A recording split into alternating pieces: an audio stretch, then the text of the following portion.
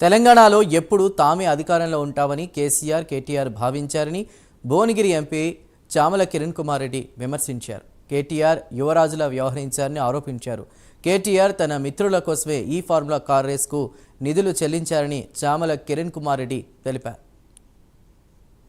రామారావు గారు, మీరు ఒక యువరాజుగా, మీ నాయన ఒక రాజుగా ఈ రాష్ట్రానికి ఎప్పటికీ మీరే పరిపాలిస్తారు అన్న ఒక ఆలోచనతోటి మీరు ఒక యువరాజుగానే వ్యవహరించారు. ఎందుకంటే ఈరోజు ప్రభుత్వం పోయిన తర్వాత వాస్తవాలన్నీ బయటకు వస్తుంటే మీరు డ్రామాలు చేయడానికి ప్రయత్నం చేస్తారు.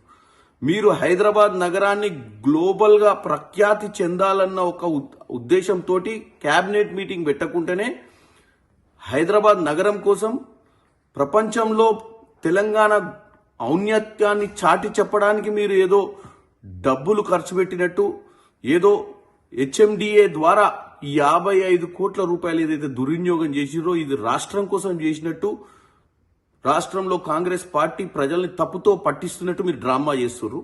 ఇది వాస్తవం కాదు. వాస్తవం ఏందో నేను చెప్తున్నానండి. ఒకటే ముక్కలే చెప్తా. ఈ యొక్క ఫార్ములా ఈ రేస్ కంపెనీ FEO, ఫార్ములా ఈ operations company London based company, అంటే లండన్లో ఉన్న కంపెనీ. గ్రీన్కో అనే ఒక కంపెనీ ఏదైతే ఒప్పందం కుదిరించుకుంది FEO తోటి, ఏమని, హైదరాబాద్ నగరానికి వీళ్ళు ఈ రేస్ ని తీసుకురావాలి అన్న ఒప్పందం 90 కోట్ల ఒప్పందం. రామారావు గారు